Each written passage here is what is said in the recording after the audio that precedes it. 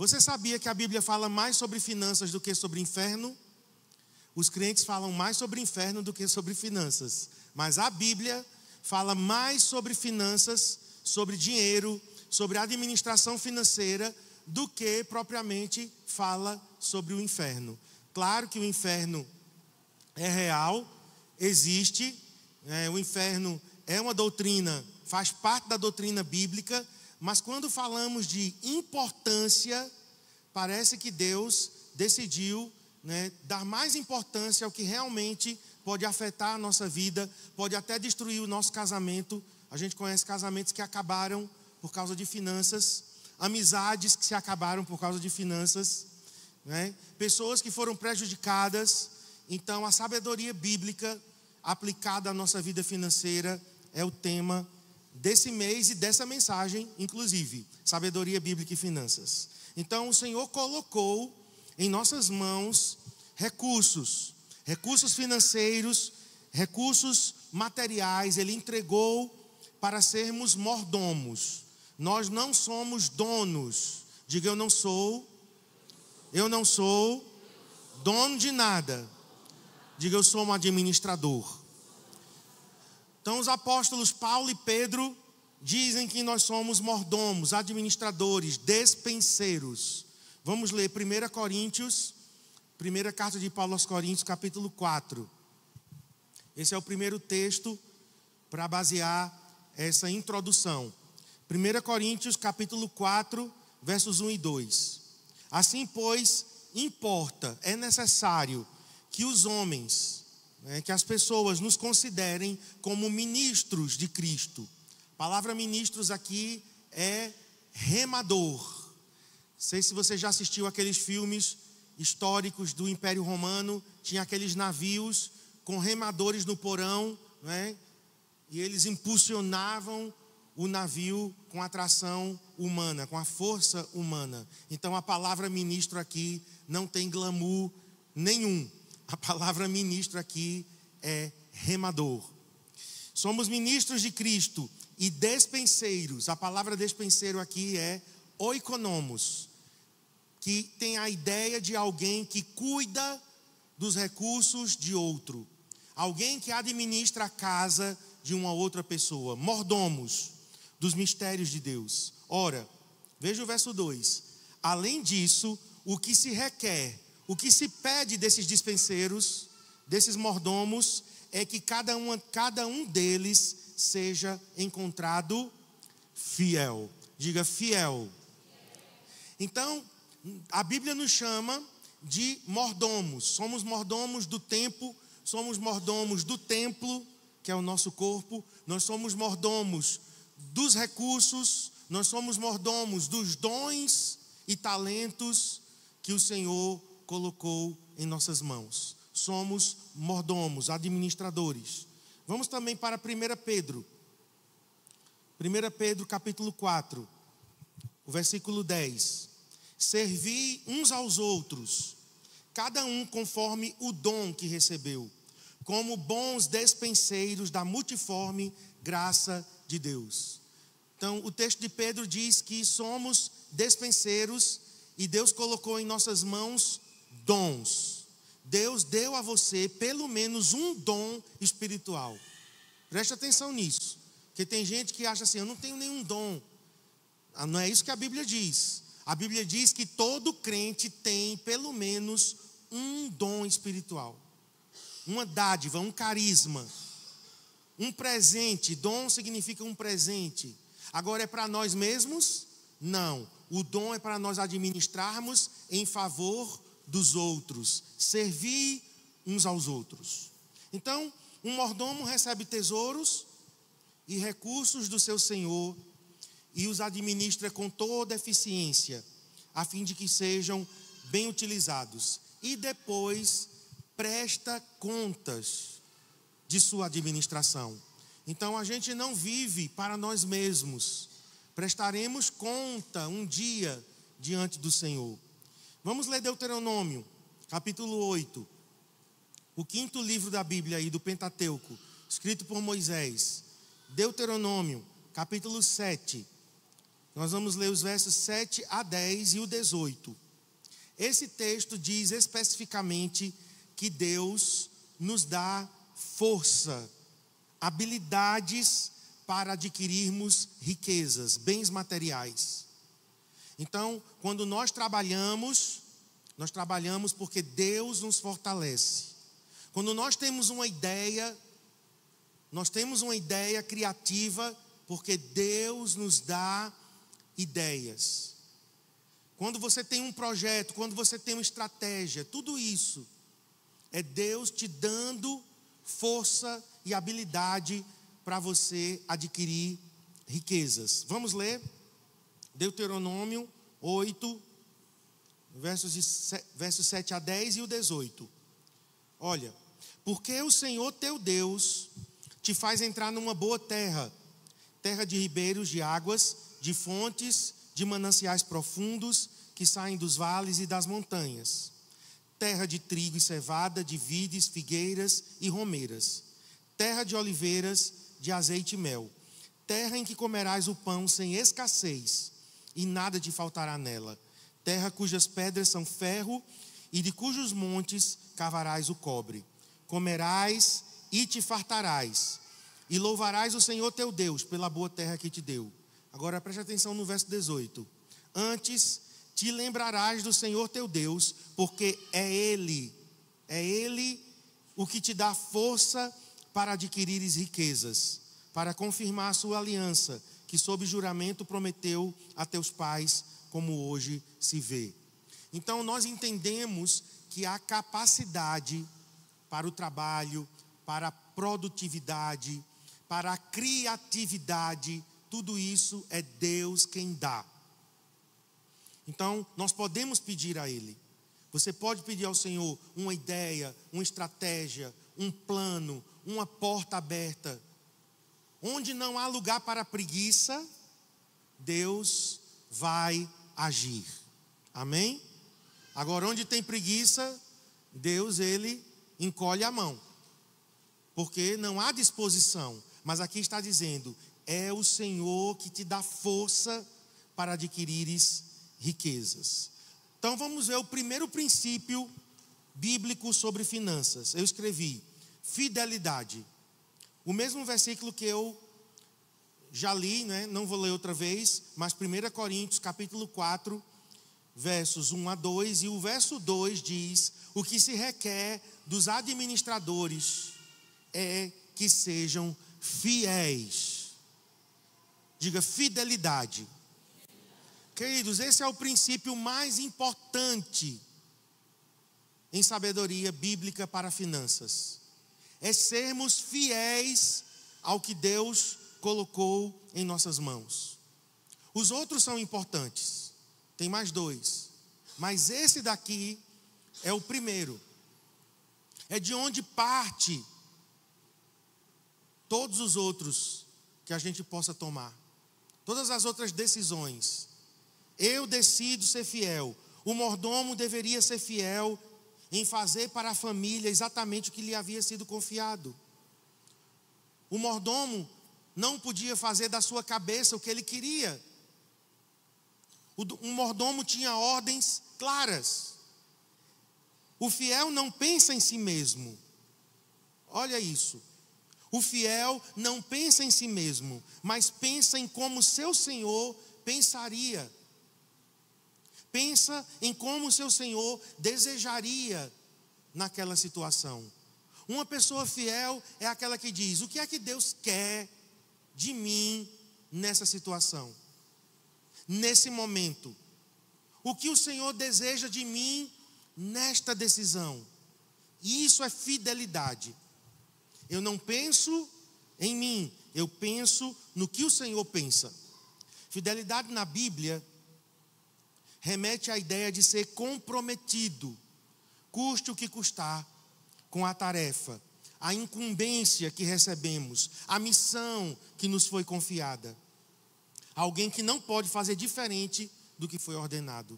Fidelidade é alguém que cumpre à risca o que lhe foi dito. Ele nem acrescenta, ele nem tira. Ele cumpre fielmente. Então, essa é a ideia de estar comprometido, custe o que custar. E nós precisamos, irmãos, crescer em fidelidade. Eu sei que fidelidade é algo que se aprende. A gente às vezes não foi ensinado a sermos fiéis. Pelo contrário, a gente às vezes cresce num ambiente familiar de infidelidade. Não só conjugal, né? Mas infidelidade em outras áreas. E a gente acaba absorvendo a infidelidade. Então, fidelidade é um aprendizado. Na área financeira, especificamente, a fidelidade aplicada nos diz que iremos praticar o que a palavra de Deus ordena, sem questionar, sem retirar nada, sem acrescentar nada. Então, fidelidade na área financeira é eu perguntar à Bíblia: palavra de Deus, o que você me ensina sobre isso? Bíblia, o que você me ordena, me instrui? E eu vou obedecer o que a palavra de Deus ordena. Vamos ler o Salmo 119. Salmo 119, verso 4.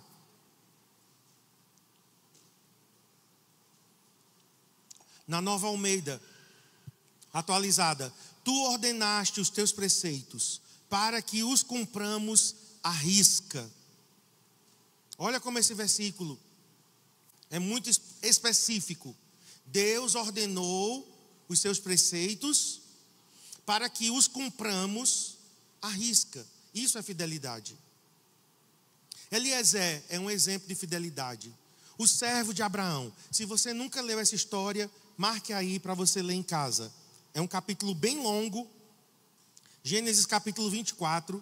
Nós não vamos ler. Estou apenas citando Eliezer como exemplo de um servo fiel. Ele fez um juramento. Antes dele partir, Abraão disse a Eliezer: jura, coloca a mão aqui por baixo da minha coxa. Era dessa forma que os juramentos eram feitos. Hoje é estendendo a mão, colocando a mão no coração. Naquela época era: coloque a mão por debaixo da minha coxa e jure isso. E ele jurou, ele prometeu que não traria uma esposa para Isaque que não fosse da família de Abraão. Essa era a tarefa, né, que ele tinha. E ele não descansou, irmãos. Leia Gênesis capítulo 24 depois. É linda a história. Porque Eliezer também é um tipo do Espírito Santo. Ele cumpriu à risca as ordens recebidas. Outro exemplo de fidelidade na Bíblia: os filhos de Recabe, os recabitas. Também, anote aí para você ler. É outro capítulo incrível. Jeremias capítulo 35. Anote, Gênesis 24 e Jeremias 35. Os filhos de Recabe, os recabitas, são um grande exemplo de fidelidade. Mesmo depois de muitos anos que o pai deles tinha morrido. Veja que um fiel, o tempo passa e ele continua fiel. Porque tem gente que é assim, né? O tempo passa e a pessoa vai relaxando. Isso não é fidelidade. Fidelidade é você se manter sem sentir. Você não sente vontade de ser fiel. Você decide ser fiel. Amém? Se você for sentir vontade de ser fiel, na sua carne não vai sentir vontade nunca. Você decide ser fiel. E o tempo passa e você continua fiel. Então o pai dos recabitas tinha morrido. E foi um teste, irmãos. Olha, todas as vezes que eu leio essa passagem de Jeremias 35, eu me coloco no lugar dos recabitas. Sabe por quê? Porque o teste foi feito pelo profeta Jeremias. Jeremias chegou, chamou os recabitas, colocou taças de vinho em cima de uma mesa e disse: bebam. O profeta Jeremias era um homem de Deus.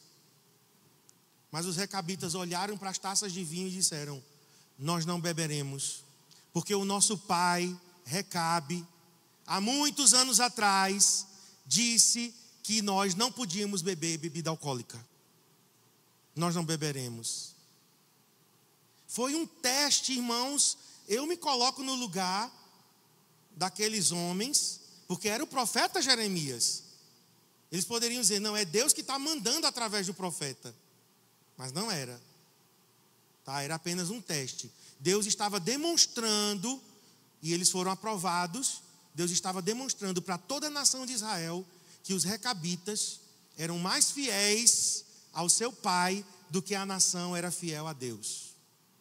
Mas eles foram aprovados. Eles foram fiéis ao voto que eles tinham assumido de não beber vinho. Fidelidade é isso, irmãos. Então, o que é que se requer de nós, em primeiro lugar, com relação a finanças? Que nós sejamos fiéis. Salmo 116, verso 14. Cumprirei para com o Senhor os meus votos na presença de todo o seu povo.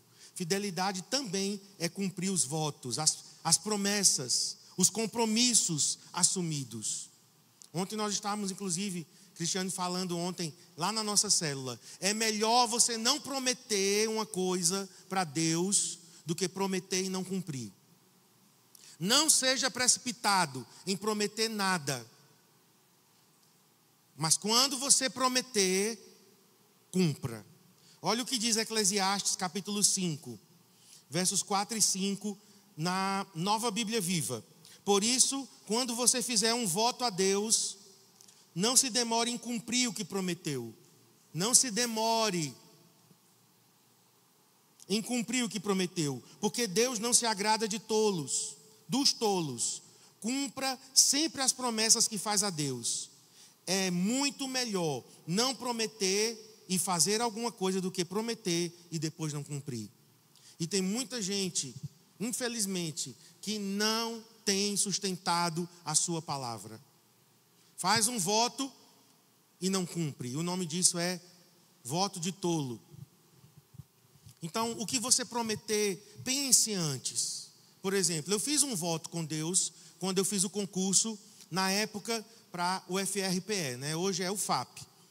E eu fiz um voto, eu disse, Senhor, eu vou fazer esse concurso e se o Senhor me colocar lá, se o Senhor me fizer passar para esse cargo que eu vou concorrer, então o meu primeiro salário eu darei todo ao Senhor. E quando eu ganhei o meu primeiro salário, eu entrei dia 2 de setembro de 2008, meu primeiro salário foi em outubro, primeiro dia útil do mês, e eu cumpri o meu voto ao Senhor. Apesar de estarmos passando por um momento financeiro complicado, Cristiane estava grávida, com 7 meses de grávida, ou 6, não, 7, porque o menino nasceu em dezembro, então 7 meses. E mesmo assim, eu disse, eu vou cumprir o que prometi ao Senhor. Deus não pediu isso de mim. Ele não exigiu isso. Porque na nova aliança não tem essa exigência de Deus. Na nova aliança é algo voluntário. Mas eu quis fazer. Então eu tinha que cumprir. E fiz, né? E cumpri a minha parte. Então é isso. Fidelidade não é um sentimento. Fidelidade é obediência. Por que nós dizimamos e ofertamos? Em primeiro lugar, porque somos fiéis. Ok, irmãos? Porque a gente está confundindo fidelidade nos dízimos e ofertas com sentimento. Você não vai sentir. Pelo contrário, tem mês que você sente ao contrário de não dar, né? De reter. Apertou, aconteceu um imprevisto, você tem a vontade de reter. Fidelidade é você ir contra os seus sentimentos e dizer, eu vou obedecer. Amém? Sobre fidelidade nós temos exemplos também dos administradores do rei Davi. Inclusive eu estava lendo isso esses dias. Davi colocou homens fiéis para administrar o reino. Um deles era o tesoureiro de Davi. Olha o nome dele. 1 Crônicas 27, 25. Asmavete, filho de Adiel, cuidava dos tesouros do rei. E o nome Asmavete significa forte até a morte. É incrível, né, que não há coincidências na Bíblia. O nome do tesoureiro do rei era fiel até a morte. Forte até a morte. E Davi tem uma lista de homens, em 1 Crônicas, aí no capítulo 27, uma lista de homens nas mais diversas áreas do reino, tanto dos tesouros particulares de Davi, quanto do reino mesmo. São muitos administradores. E o verso 27 e 31 diz: todos estes eram administradores dos bens do rei Davi. Davi tipifica quem na Bíblia? Davi é tipo de quem? De Cristo. E nós seríamos como aqueles administradores. Davi tipifica Cristo e os administradores de Davi tipifica cada um dos crentes. Deus nos coloca como mordomos em seu reino. A pergunta é, para a gente passar para o segundo ponto aqui: temos sido fiéis como administradores? Essa resposta só cada um de nós pode dar. Vamos agora para o segundo princípio. O primeiro é fidelidade. O segundo princípio é responsabilidade. Diga, o primeiro é fidelidade. O segundo é responsabilidade. É importante, claro, a responsabilidade, mas mais importante é a fidelidade. Mas a responsabilidade também é algo que Deus espera de nós. Primeiro, o compromisso em ser um membro responsável da família de Deus. Quando Darice ministrou hoje as ofertas aqui, ela rapidamente citou isso. Como membros desta casa, como membros desta igreja local, como membros desta família espiritual, cada um aqui tem uma responsabilidade. Alguns têm cumprido sua responsabilidade, outros não. Mas a responsabilidade continua. Somos responsáveis, membros responsáveis da família de Deus. Nossas contribuições são porque entendemos. Por que eu contribuo com a minha igreja local? Porque eu entendo que, como membro desta família, eu sou responsável em contribuir com os meus recursos financeiros, dízimos e ofertas, campanhas especiais. Eu sou também responsável de contribuir com os meus dons e talentos. Os dons e talentos que você tem que colocar a serviço do reino de Deus. Por isso você precisa ser um trabalhador na obra de Deus. Você precisa se voluntariar para servir de forma prática em um dos ministérios, em uma das áreas da igreja. Por quê? Porque somos membros responsáveis da família. E também com o nosso tempo, dedicando uma parte do nosso tempo ao serviço de Deus. Então, em uma família, nós temos que ensinar os nossos filhos a que eles se responsabilizem também com tarefas domésticas. Aqueles que trabalham devem contribuir com alguma coisa, financeiramente falando, ou a conta de luz, ou a conta de água, ou a conta de internet, alguma coisa. Lavar a louça, arrumar o quarto, lavar, enxugar e guardar. Já deu o recado. Deixar a pia bem limpa. Entendem que isso é normal, se espera de um membro responsável da família. Agora é só a mãe que vai fazer isso o tempo todo, como se ela fosse a escrava Isaura? Não, não é justo. Hoje não, o Adriel ele é bem tranquilo, né? Mas antigamente ele ficava reclamando para carregar as compras e descer, porque a gente mora embaixo, né? Mas graças a Deus, minha casa, eu vou parar com o carro assim, ó, quase na porta da cozinha. Aí eu abro a mala e só... Oh, meu Deus, que sonho. Mas aí, ó, Adriel, você tem que descer comigo. Ele reclamando. Você quer comer todo mês, toda semana, todo dia? Você quer comer? Quero. Então a gente tem que ir para o supermercado. A gente tem que comprar. a gente tem que colocar no carrinho, a gente tem que passar no caixa, a gente tem que botar na mala do carro, a gente tem que ir para casa e descer de lá de cima até lá embaixo e ainda guardar na despensa, na geladeira, as coisas. Então, é justo que um membro da família se responsabilize com tarefas da família, aplicando para a igreja, irmãos. Vocês são membros do corpo de Cristo. Vocês fazem parte desta igreja. Não só vocês, né? Os que não puderem estar aqui hoje. Essa palavra é para toda igreja. Não somos consumidores. Nós somos membros da família. Amém? Consumidor é aquele exigente, é aquele que tem o código de defesa do consumidor. Quando as coisas não saem do jeito que ele quer, ele processa. Membro da família não é assim. Né? Membro da família faz parte, tem a solução, está ali para contribuir. Então, primeira responsabilidade aqui é como membro da família de Deus. Participamos das bênçãos espirituais, então eu devo participar do suprimento natural. É o que Paulo ensina. Se nós recebemos aqui bênçãos espirituais, a palavra, o louvor, o discipulado, o ensino, a instrução, Paulo diz, quem participa das bênçãos espirituais, contribua financeiramente. Não sou eu que ensino isso, é o apóstolo Paulo. O segundo compromisso na responsabilidade, né, a segunda responsabilidade é ser um bom administrador das riquezas e posses colocadas em nossas mãos. Então eu preciso entender que Deus colocou coisas em minhas mãos, bens materiais, bens móveis e imóveis.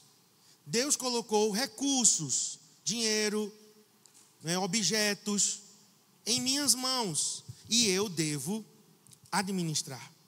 Então eu falei, a palavra administrador é oikonomos. De onde vem a palavra econômico? Oikonomos é a palavra oikos e nomos. Oikos significa casa, lar. E nomos significa o que coloca ordem, né, o que administra. Juntando as duas palavras, oikonomos é o administrador do lar. Deus é o dono de tudo, como dizia o meu sogro, o donatário, mas coloca em nossas mãos para que a gente desfrute das coisas que Ele coloca em nossas mãos, mas também para que a gente reparta com os necessitados. Então Deus não me dá as coisas apenas para mim. Deus me dá para mim, para eu administrar, mas também para eu usar isso em favor de outras pessoas, para abençoar outras pessoas. O administrador estava entre o chefe da família e a família. Então tinha o chefe, o dono da casa, e tinha a família. E entre os dois tinha o administrador. Era essa pessoa que ficava perguntando ao dono: o que é que o Senhor quer que eu faça pela sua família? Então imagina nós, entre Deus e as pessoas. Senhor, Tu colocaste em minhas mãos esses recursos, esses dons, esses talentos. O que é que o Senhor quer que eu faça pelas pessoas? Olha que coisa linda, irmãos. Ele devia dar explicações apenas ao proprietário. E podia tomar decisões depois. Assim que ele sabia a vontade do proprietário, o mordomo era livre para tomar suas decisões, mas de acordo com o que o dono dizia. José foi um excelente administrador em tempos de abundância, a fim de estocar para tempos de escassez. Vamos ler Gênesis capítulo 41. Gênesis 41, versos 33 a 37. Procure agora o faraó. Isso é José dando conselhos. Ele nem sabia que ele era a resposta para o que ele estava ensinando para o faraó, instruindo o faraó. Procure agora o faraó, um homem criterioso e sábio. Era ele. e coloque-o no comando da terra do Egito. O faraó também deve estabelecer supervisores para recolher 1/5, 25%. 1/5, 20%, né? 1/5 da colheita do Egito durante os 7 anos de fartura. Eles deverão recolher o que puderem nos anos bons que virão e fazer estoques de trigo que, sob o controle do faraó, serão armazenados nas cidades. Isso é tudo José dando instrução. Olha que homem sábio. Essa sabedoria veio de onde? De Deus. De um escravo, um escravo hebreu, rejeitado pelos irmãos, a ser um conselheiro do faraó. Esse estoque servirá de reserva para os 7 anos de fome que virão sobre o Egito, para que a terra não seja arrasada pela fome. O plano pareceu bom ao faraó e a todos os seus conselheiros. E quem foi este homem? José. José disse, o faraó, disse, você é esse homem. Você falou de você mesmo. Você vai ser o segundo aqui no meu reino. Vou pedir para passar agora os slides. Vamos pular aí alguns slides. E vai para o número 3. Generosidade. É o terceiro e último princípio. Tem um versículo anterior que é Hebreus 13, verso 5. Veja se tem aí. Hebreus 13, verso 5. Afastem-se do amor ao dinheiro. Sintam-se satisfeitos com o que você tem, porque Deus disse, eu nunca abandonarei você, nem o desampararei. Então vamos para o número 3, generosidade. Terceiro e último princípio. Por que sermos generosos? Porque o nosso Pai é generoso. Nosso Pai Celestial, o nosso Deus, é um Deus generoso.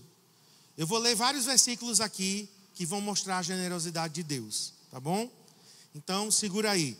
João 3,16. Porque Deus amou o mundo de tal maneira que deu seu Filho unigênito para que todo que nele crê não pereça, mas tenha a vida eterna. Qual foi o maior exemplo de generosidade do universo? Deus Pai. Dando quem? Seu único Filho. Então Jesus foi o maior e melhor presente que o Pai poderia nos dar. O missionário David Livingstone, que deu a sua vida pela África. Inclusive, ele era inglês e quando ele morreu, lá na África, ele disse, quando eu morrer, eu quero que vocês, meu corpo podem levar para a Inglaterra, para sepultar na Inglaterra, mas eu quero que o meu coração fique enterrado em África. E fizeram isso com ele. Tiraram o coração dele, enterraram em solo africano e levaram o corpo dele e enterraram em Londres. David Livingstone disse, Deus tinha um único filho e fez dele um missionário. Então, a generosidade do nosso Pai. Romanos 8,32. Aquele que não poupou o seu próprio filho, antes por todos nós o entregou, porventura não nos dará graciosamente com ele todas as coisas? Então, através de Jesus, a generosidade do Pai foi demonstrada ao nos dar eterna consolação e boa esperança. 2 Tessalonicenses 2,16. Ora, nosso Senhor Jesus Cristo mesmo e Deus, o nosso Pai, que nos amou e nos deu eterna consolação e boa esperança pela graça. Agora, o grande amor e generosidade do Pai que nos tornou seus filhos. 1 João 3,1. Vede que grande amor nos tem concedido o Pai, a ponto de sermos chamados filhos de Deus, e de fato somos filhos de Deus. 1 João 4,13 agora. Além de Jesus e da vida eterna, o Pai generosamente deu o Espírito Santo para habitar dentro de nós. Nisto conhecemos que permanecemos nele, e ele em nós, em que nos deu do seu Espírito. E 1 João 5,11. E o testemunho é este, que Deus nos deu a vida eterna e esta vida está no seu Filho. Esses versículos aqui mostram que o nosso Pai é generoso. Agora, os filhos devem ter o mesmo DNA do seu pai. Como diz, fulano é a cara do pai. Se o nosso pai é generoso, o que é que devem dizer de mim e de você? Que somos generosos. Por quê? Porque nós estamos imitando o nosso Pai Celestial. Uma pessoa, um crente mesquinho, ele não está imitando Deus. Ele está imitando o diabo. Um crente generoso está imitando o Pai Celestial, porque o Pai deu tudo que tinha. Qual a maior expectativa e desejo de um pai quando um filho nasce? É que esse bebê seja o quê? A cara dele. Eu estava vendo o bebê de Mônica, acho que ela não está aqui mais, mas é bem fofinho. É uma menina, né? É bem fofinha a menina. Eu disse, olha, a mistura, né, da mãe com o pai. Parece muito, né? E assim, é muito prazeroso para um pai e uma mãe quando alguém elogia e diz, mas esse bebê é a sua cara. Você fica orgulhoso. Gente, o nosso Pai Celestial, Ele também fica orgulhoso. Paulo, olha o que Paulo disse em Efésios 5, verso 1. Sede, pois, imitadores de Deus como filhos amados. O Pai, Ele fica muito feliz quando eu e você parecemos com Ele na generosidade. Aqui o exemplo aqui é de generosidade. Olha o que Paulo disse à igreja de Tessalônica. 1 Tessalonicenses 1,6. Com efeito, vos tornastes imitadores nossos e do Senhor, tendo recebido a palavra, posto que em meio de muita tribulação, com a alegria do Espírito Santo. Paulo estava dizendo, olha, eu estou orgulhoso, porque vocês se parecem comigo e vocês se parecem com o Senhor. Jesus também, irmãos, ele era um bom imitador do Pai. Olha o que diz João 5,19. Então lhes falou Jesus, em verdade vos digo, que o Filho nada pode fazer de si mesmo, senão somente aquilo que vi fazer o Pai, porque tudo o que este fizer, o Filho também semelhantemente o faz. Então Jesus estava dizendo, olha, eu não faço nada de mim mesmo, mas eu vejo o meu Pai fazendo, e então eu imito o meu Pai. Filhos têm o DNA do seu pai. Os filhos têm o código genético do seu pai. Então nós, como filhos de Deus, quantos filhos e filhas temos aqui? Você já tem o código genético espiritual do Pai em suas veias espirituais. Qual é esse código genético? Generosidade. Joga fora toda avareza, toda mesquinhez, amém? Toda pão-durice, né? Toda mão de vaca, fora. Por quê? Porque o nosso Deus não é assim. O nosso Deus é generoso. Nosso Deus gosta de dar. Eu gostava muito de receber. Eu amava receber. E eu não entendia, porque Paulo, né, disse que as palavras do Senhor Jesus, mais bem-aventurado é dar do que receber. Eu dizia, isso é tão estranho, mais feliz é dar do que receber. Eu não sinto isso não, eu gosto mais de receber. Mas irmãos, eu fui praticando a generosidade, eu fui praticando.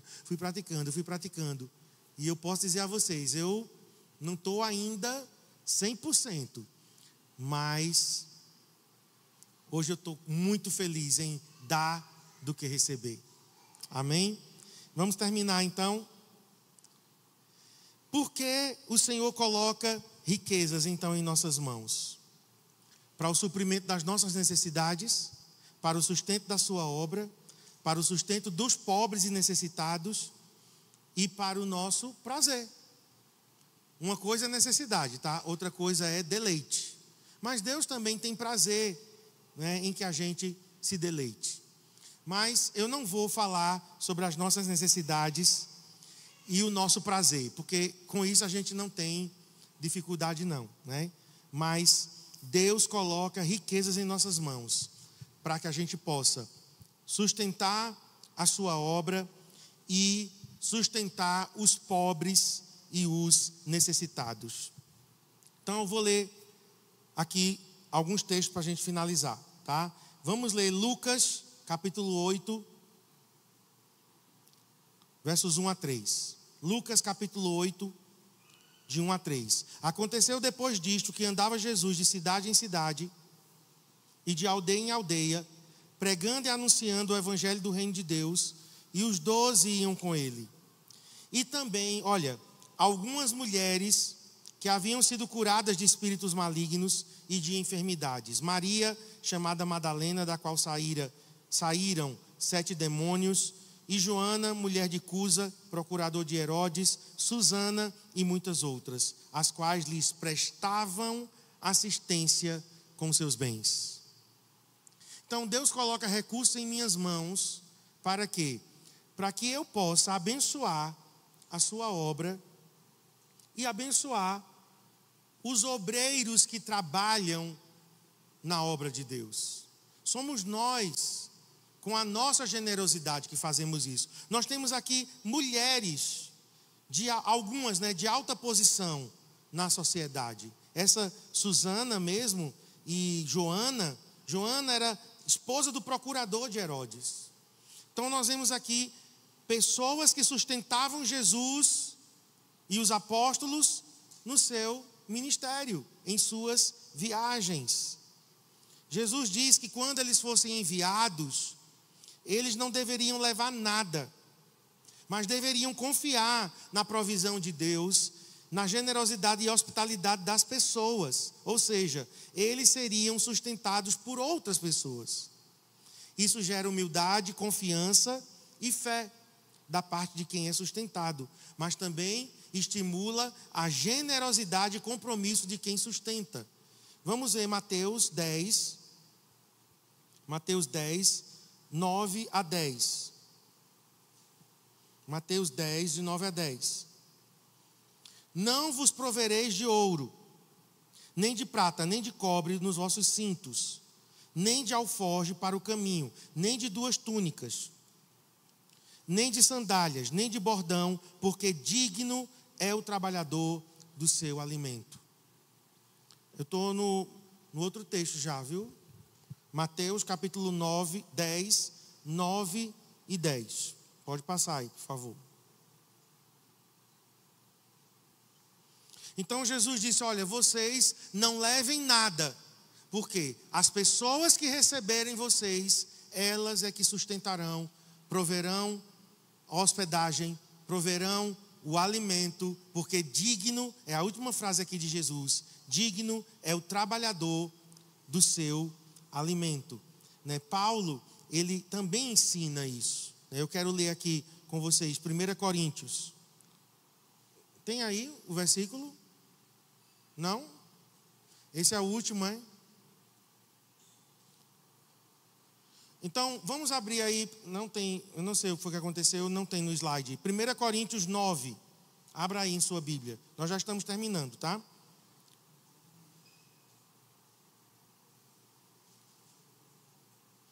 Primeira Coríntios 9. Vamos ler os versos 7. Isso. Quem jamais vai à guerra à sua própria custa? Quem planta a vinha e não come do seu fruto? Ou quem apacenta um rebanho e não se alimenta do leite do rebanho? Porventura falo isto como um homem? Ou não o diz também a lei? Porque na lei de Moisés está escrito: não atarás a boca ao boi quando pisa o trigo. Acaso é com bois que Deus se preocupa? Ou é seguramente por nós? Paulo está falando dele e dos obreiros. Por nós que ele diz. Certo que é por nós que está escrito: pois o que lavra, cumpre fazê-lo com esperança. O que pisa o trigo, faça-o na esperança de receber a parte que lhe é devida. Olha aqui, Paulo dizendo, o princípio. Se nós vos semeamos as coisas espirituais, será muito recolhermos de vós bens materiais? Não sabeis vós que os que prestam serviços sagrados do próprio templo se alimentam? E quem serve ao altar, do altar tira o seu sustento? Assim ordenou também o Senhor aos que pregam o evangelho que vivam do evangelho. Então Deus coloca recursos em minhas mãos, em suas mãos, para que nós sustentemos a obra de Deus e os obreiros de Deus. Então esse texto de Paulo aqui, mais claro do que esse, né, nem precisaria ele explicar mais nada, né? Tem um outro texto, eu não vou ler por conta da hora, mas tem um outro texto em 1 Timóteo, leia em casa, 1 Timóteo 5, 17 a 18, tá? Vocês vão ler em casa. Paulo também diz: digno é o trabalhador do seu salário. Então Deus me dá recursos para mim mesmo, para as minhas necessidades, para o meu prazer, ok, isso aí a gente não tem problema. Mas Deus coloca recursos em minhas mãos para a obra dele e para os obreiros dele. E por último, para a gente encerrar, Deus coloca recursos em minhas mãos para a causa dos necessitados, dos pobres e dos necessitados. Então domingo eu falei um pouco sobre isso, né? A pobreza sempre existiu. Depois da queda, né, governos injustos, ganância, cobiça, escravidão, preguiça, má administração, catástrofes naturais.